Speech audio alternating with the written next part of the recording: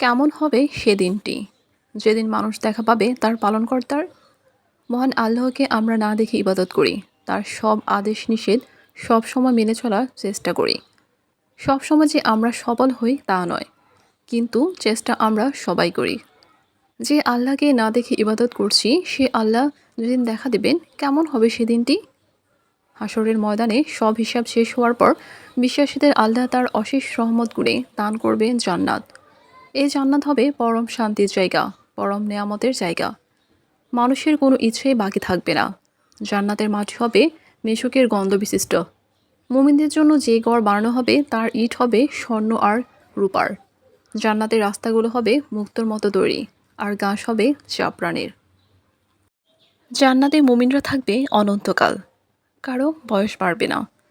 কোনো কোনো বর্ণনা আছে জান্নাতে পুরুষদের বয়স হবে 30 অথবা 33, আর তাদের উচ্চতা হবে আদম আলাইহিসসালামের মতো। আর জান্নাতে নারীদের সৌন্দর্য হবে অকল্পনীয়। হাদিসের বর্ণনা অনুযায়ী যখন কোনো ব্যক্তি জান্নাতে তার স্ত্রীর দিকে তাকাবে, তখন তার সৌন্দর্য দেখে সে মুগ্ধ থাকবে 40 বছর। আল্লাহর এসব নেয়ামত আর সুখের মাঝেও একটা জিনিস তখনও বাকি থাকবে। আল্লাহ একদিন সব জান্নাতবাসীকে এক জায়গায় জমা করবেন আর জিজ্ঞেস করবেন, হে ইমানদারগণ, তোমরা কি জান্নাতে সন্তুষ্ট? আর কি চাও বলো। জান্নাতবাসী বলবে, আল্লাহ, আমরা চাই যে আপনি আমাদের উপর সন্তুষ্ট হন। আল্লাহ বলবেন, আমি তোমাদের উপর সন্তুষ্ট, আর তাই তোমাদের আমি জান্নাত দান করেছি।